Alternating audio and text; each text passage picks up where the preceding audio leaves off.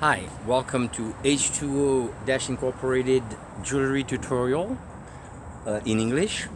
So today what we're doing is just explaining parts of the process of how to make a beautiful piece of jewelry. The first step in applying europium on the back of a translucent stone, and now the second step, which is you go to your local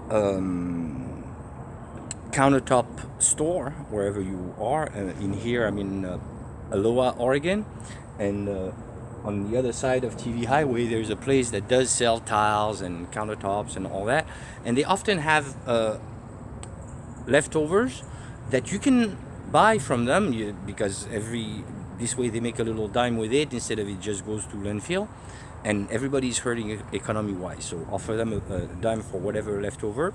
And then you ask them also while you're there for if they have any tile people phone number with a wet saw that would be interested in cutting you slices of this, okay, so that you can end up with that, with pieces no bigger than that and no thicker than this.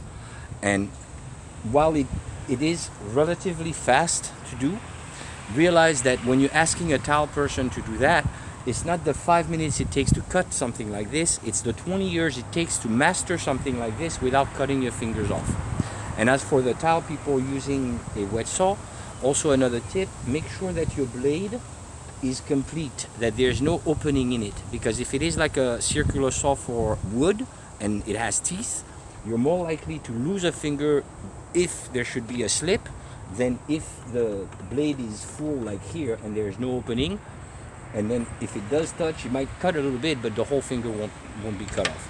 And if you're not familiar with using a wet saw, I wouldn't recommend trying this at home without supervision. It's a process that really needs supervision and a professional to teach you how, okay? But once you buy each, you can ask somebody to cut slices for you like this and pay them, I don't know, $1 or $2 or $3 a slice. And that will be interesting for them, interesting for you, because you're gonna need this to reflect the light better with the europium. And I'm gonna show you inside the rest of why. Okay, so back indoors, and we got our slices, okay? As I said, I didn't want to show you because the saw is very loud, and you can't learn just by watching a YouTube video of me showing you, and then you go and cut your fingers. It's too risky. As you can see, the slabs are not all even, okay? But it's okay, because I'm not going to need a huge thickness. I don't want it to go too thin either, though. And because it's going to leave skid marks from the blade, it's not all perfectly smooth. You feel it with your thumb. So what we do is we're going to use a diamond file that you can get at your local Home Depot or Lowe's. And all the tips, you see how this sticks out a little bit? We're going to file this, okay? Because it's noisy and because it takes a while to actually just, go all around so that the whole tile is flat, and diamond is what is going to chop it the most. To avoid getting dust, put a little bit of water on it, okay? When you're done getting all the big stuff out, you could use wet sandpaper, which has fabric in the back, and use 36 or 50 grit, like it is here. Right here it's a bit erased, but you can still see it.